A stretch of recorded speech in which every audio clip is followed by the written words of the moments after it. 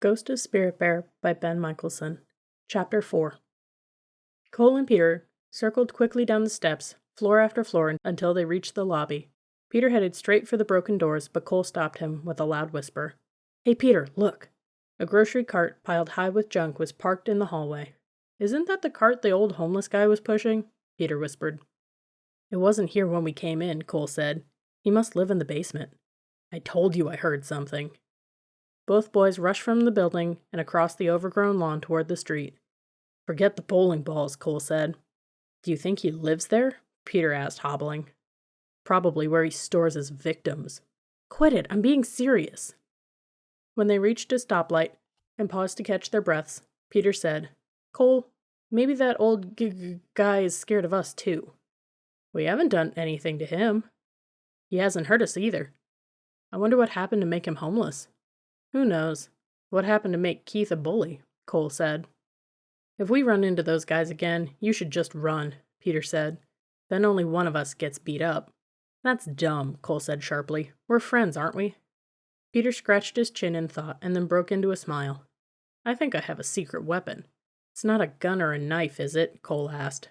"No, I'll bring my cell phone to school. So you can call the ambulance after we get beat up?" "Don't be a jerk. Listen. We're not allowed to use cell phones in school, but it's not illegal to carry them.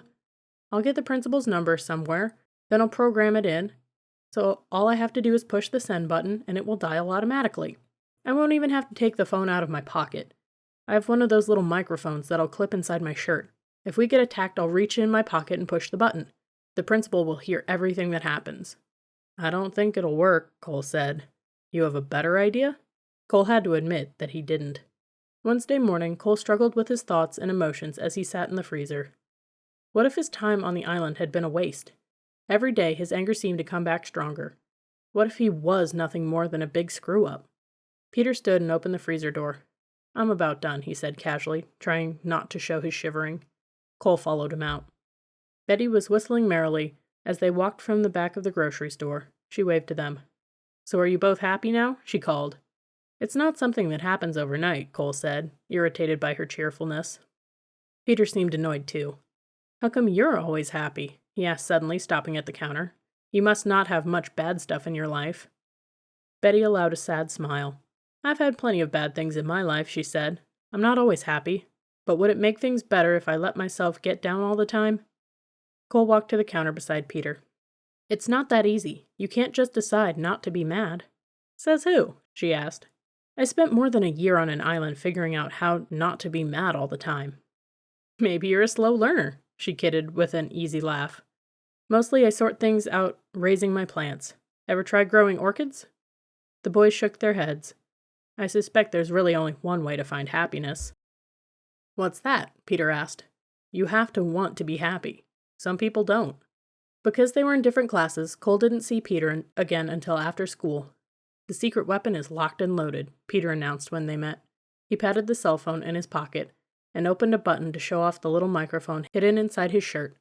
"I found the principal's cell number on my science teacher's desk." "Have you told the principal about your idea?" "Maybe that wouldn't be smart."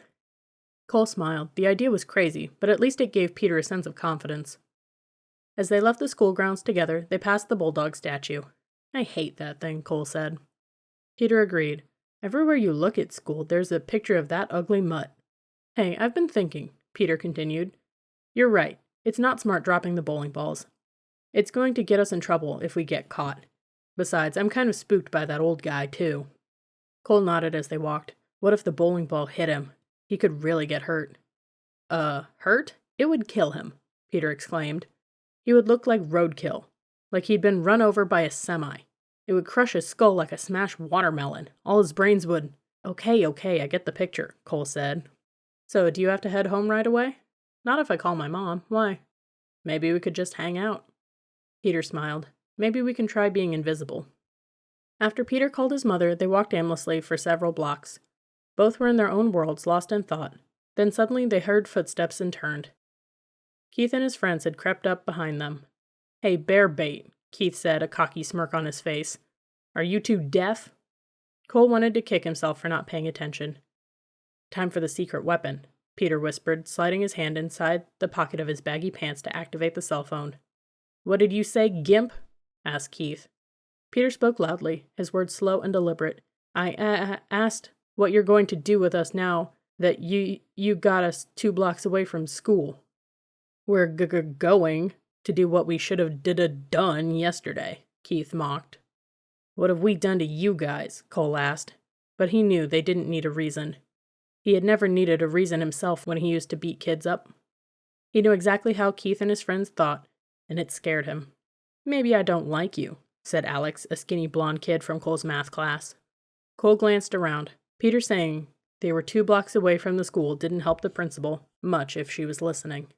Cole pointed to a yellow house nearby. You better leave us alone. The principal lives in that house, he said loudly. 246 Elm Street. Peter looked quizzically at Cole and then grinned. Oh yeah, she lives at 246 Elm Street, he repeated slowly. What a crock of bull, Keith said. You think we're stupid? He shoved Peter. If the principal lives there, my mother lives in an igloo. Peter was scared, but the cell phone gave him confidence and he smiled. Where did your mom get an igloo? He asked. Keith slapped Peter hard. Get that grin off your face, retard, he said, or I'll wipe it off. Cole saw the group smirking, and he knew they were the most dangerous when they were showing off to one another. Quickly, he sat down on the sidewalk and pulled Peter down beside him. Don't say anything more, he whispered. Be invisible. What are you doing now? Keith asked. We're not going to fight you, Cole said. If it makes you feel big and strong to hurt somebody who's sitting down, go ahead. I don't care if you're sleeping, Keith said, kicking Cole in the ribs. Raw fear showed in Peter's eyes as Keith turned and kicked him too. Eddie stepped forward and kicked Peter in the back. Cole was desperate to stop Peter from getting hurt. Hey, dog breath, he shouted. Why don't you kick somebody your own size? Eddie and Keith laughed as they both kicked Cole at the same time. Lying on his side grimacing, Cole could see cars passing on the street.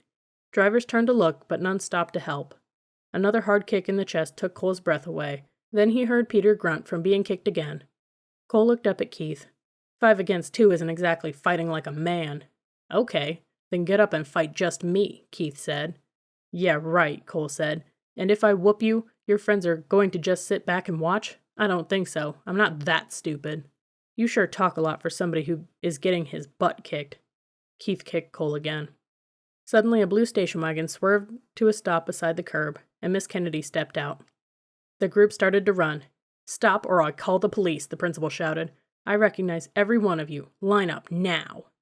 Reluctantly, the gang returned and shuffled into position. Cole and Peter stood, clutching their bruised ribs. Peter's nose was bleeding, and Miss Kennedy handed him a tissue. Are you okay? She asked. Peter nodded. What are you doing here? Keith asked the principal timidly. I want to know what you're doing here, she replied. We didn't do nothing to them, exclaimed Eddie. Oh, let me guess, the principal said. Peter and Cole just walked up to you again, and this time they sat down on the sidewalk in front of you so they could relax and enjoy your company. We weren't really hurting them, Alex said. We were just messing with their heads a little, said Keith. Yeah, we were just joking, the others agreed. Maybe we should joke with you a little, Peter said. Mrs. Kennedy's voice grew cold. You 5 are the biggest cowards in our school. Instead of these 2, why don't you pick on the football team? The group remained silent, smirking. Miss Kennedy moved slowly, looking into the boys' eyes until each looked away, then she shouted, You do not have the right to destroy someone else's dignity because you have none yourself. Cole was surprised by how the principal was acting. It took a lot of guts, but he still doubted anything would come of it. There weren't consequences in this school. Not like on the island. There, if he chopped wood and covered it, he had dry wood for the winter. If not, he didn't. If he attacked a bear, it mauled him. If he gave it space, it trusted him. He wished Keith had to face the consequences for his actions, but he knew that wasn't how it was at this school. Cole, you and Peter go on home, but stop by my office in the morning, Miss Kennedy said. I'll meet the rest of you back in my office in 5 minutes. Anybody that gets there after me pays the fiddler double. Keith started toward the school, sauntering casually to prove he wasn't intimidated.